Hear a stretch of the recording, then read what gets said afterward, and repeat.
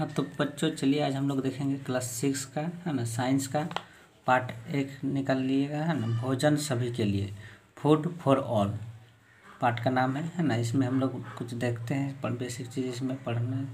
देखिए, क्या आप प्रत्येक दिन एक ही तरह का भोजन करते हैं? ये भोजन कहाँ से आते हैं? तो सोचिए कि प्रत्येक दिन क्या हम लोग एक ही तरह के भोजन करते हैं? नहीं। और ये भोजन कहाँ से आते हैं? तो जीव जंतु से उत्पाद है या फिर पेड़ पौधे से मुख्य रूप से है ना। हमारे भोजन विभिन्न प्रकार के होते हैं। भोजन क्या है? विभिन्न प्रकार के अलग अलग होते हैं। इनके स्रोत भी विभिन्न होते हैं। दूध है तो दूध देखिए जानवरों से प्राप्त होता है ना, जानवरों के उत्पाद है। जैसे सब्जी है, सब्जी का पेड़ पौधा फल है ना।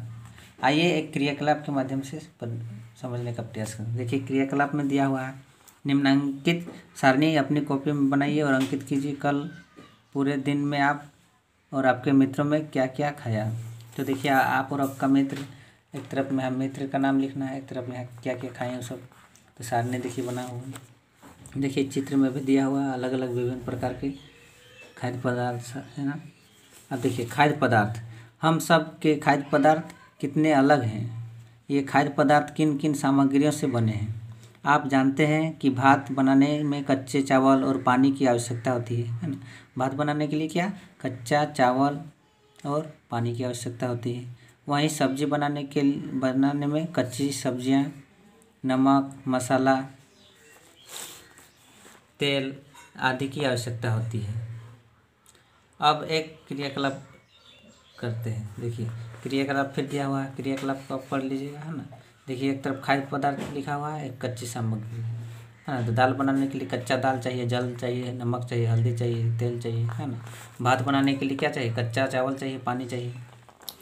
फिर देखिए कुछ यहाँ दिया हुआ चित्र में कच्ची सामग्री दाल है, चावल है। देखिए क्रियाकलाप को आप लोग पढ़ लीजिएगा है ना। इसमें भी क्रियाकलाप में भी भरना है। देखिए यहाँ किससे प्राप्त होता है? इसको भी कच्ची सामग्री दिया हुआ है एक तरफ, और एक तरफ स्रोत जंतु से प्राप्त होता है, पौधा से या अन्य चीज़ से प्राप्त होता है। जैसे दाल पौधे से, नमक अन्य होगा है ना, जंतु से भी नहीं, पौधा से भी नहीं, अन्य से हो जाएगा। इस प्रकार सब बना लीजिएगा सारणी है ना। देखिए उसके बाद दाल के स्रोत है ना, मटर का है, मटर छिमनी जिसको बोलते हैं है ना। ये मटर छिमनी का नहीं है, मटर छिमनी टाइप का ही दिख रहा है ना। अब देखिए दाल के स्रोत, आपने जाना कि खाद्य पदार्थ की कच्ची सामग्री है जैसे अनाज के स्रोत पौधे एवं दूध, अंडा आदि स्रोत जंतु है ना। अनाज हम लोग कहाँ से प्राप्त करते हैं? पौधों से। और दूध ये सब कहाँ से प्राप्त करते हैं? जंतुओं से है ना। देखिए आपने जाना कि खाद्य पदार्थ की अधिकांश कच्ची सामग्री पौधों से प्राप्त होती है। ये हमारे भोजन का एक मुख्य स्रोत है। मुख्य रूप से हम लोग किस भाग से? पौधा का है से हम लोग खाते हैं। मुख्य रूप से पौधा का ही उत्पादन खाते हैं, जो भी चीज़ अधिकतर। क्या आप बता सकते हैं कि पौधे के कौन कौन से भाग हम खाद्य पदार्थ के रूप में खाते हैं? तो आप क्या क्या चीज़ खाते हैं? तो पत्ती खाते होंगे, जड़ खाते होंगे किसी खाद्य पदार्थ का है ना, या फिर फल खाते होंगे। इसमें देखिए सारणी दिया हुआ है, क्रियाकलाप इसमें भर लीजिएगा।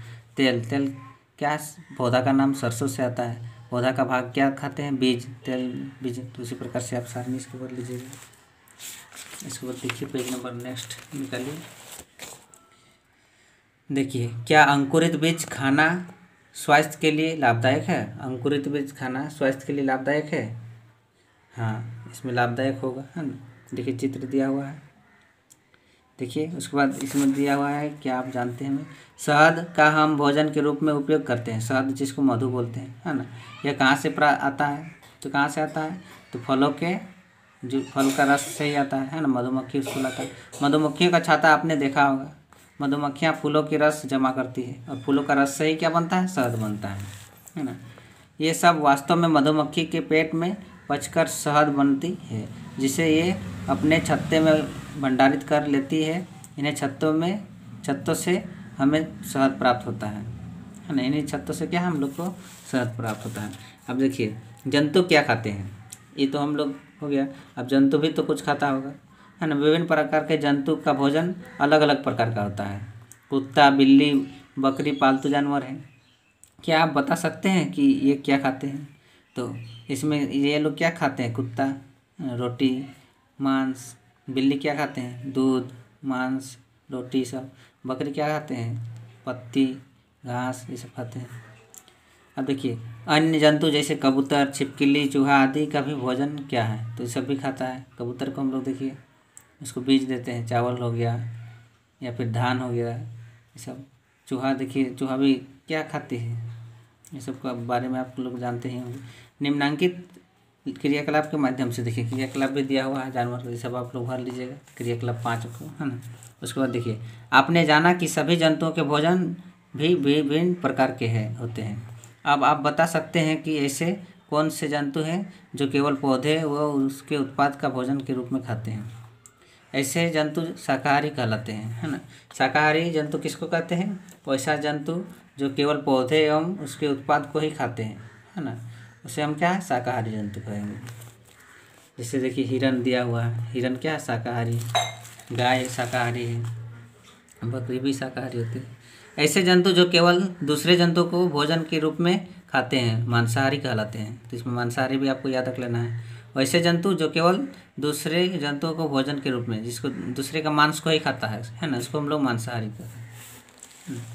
जैसे देख लीजिए मांसाहारी जानवर शेर है। क्या आप ऐसे जंतु का नाम बता सकते हैं जो पौधों और जंतु दोनों को खाते हैं, उन्हें सर्वाहारी जिसको ओमनीवोरस कहते हैं, है ना। तो ऐसा भी आपको जंतु तो नाम पता ही होगा, है ना। अब देखिए फिर क्रियाकलाप में बनाना है 6। उसके बाद देखिए फिर यहाँ लिखा हुआ है भोजन के रूप में पौधों के भाग, है ना। भोजन के किस रूप में हम पौधों के कौन से भाग का उपयोग खाद्य पदार्थ के रूप में करते हैं। तो हम पौधों के तीनों भाग को करते हैं, है ना, लेकिन अलग अलग पौधा में अलग अलग प्रकार से करते हैं, है ना। हम पत्तियों वाली अनेक सब्जियां खाते हैं, है ना। पत्ती वाली जैसे पालक हो गया, है ना, साग वाला सब पत्तियां खाते हैं। कुछ पौधे के फलों को भी भोजन के रूप में खाते हैं। जैसे फल के रूप में क्या खाते हैं, बैगन हो गया टमाटर हो गया, फल के रूप में खाते हैं। कभी हम जड़ कभी तना तो कभी फूल भी भोजन के रूप में खाते हैं, है ना, जिसको मुनगा या सहजन बोलते हैं। उसका फूल भी हम लोग खाते हैं, है ना, और भी होता है ऐसे पूरा। कभी आपने कोहड़ा एवं करेला के फूल और पेचकी की पत्तियां बेसन के डुबोकर और तलकर पकौड़ी बनाकर खाया है ना। आप ये खाए होंगे पेचकी के पत्ता, है ना, और ये सब चटनी उटनी भी बनाया जाता है ना। इसका प्रयत्न कीजिए। कुछ पौधों के 2 या 2 से अधिक भाग खाने योग्य होते हैं। क्या आप ऐसे कुछ पौधों के नाम बता सकते हैं 2 या 2 से अधिक खाने। सहजन हो गया जिसको मुनगा बोलते हैं, है ना।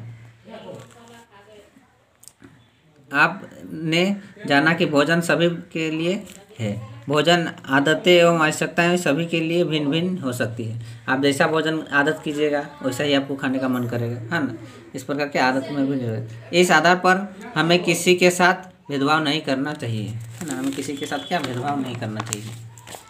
तो देखिए उसके बाद कुछ प्रश्न है, तो प्रश्न को अब अगले वीडियो में हम लोग देखेंगे और एक थोड़ा जान लेते हैं। देखिए पौधे क्या खाते हैं, तो पौधे स्वयं अपना भोजन बनाते हैं सूर्य के प्रकाश के प्रति। पौधे की पत्तियां में हरे रंग का पदार्थ होता है जिसको क्या कहते हैं, क्लोरोफिल। आगे क्लास में पढ़िएगा इसका, जो सूर्य के प्रकाश में जल एवं कार्बन डाइऑक्साइड की सहायता से अपना भोजन स्वयं बनाते हैं। भोजन बनाने की इस प्रक्रिया को प्रकाश संश्लेषण कहते हैं। पौधे अपना भोजन जो बनाते हैं इस प्रक्रिया को क्या कहते हैं, प्रकाश संश्लेषण कहते हैं, है ना। तो ये अगले की कक्षा में आप लोग और अच्छा से इसका बारे में पढ़ेंगे, तो आप लोगों को समझ में आ गया होगा इस पाठ के बारे में कुछ बेसिक।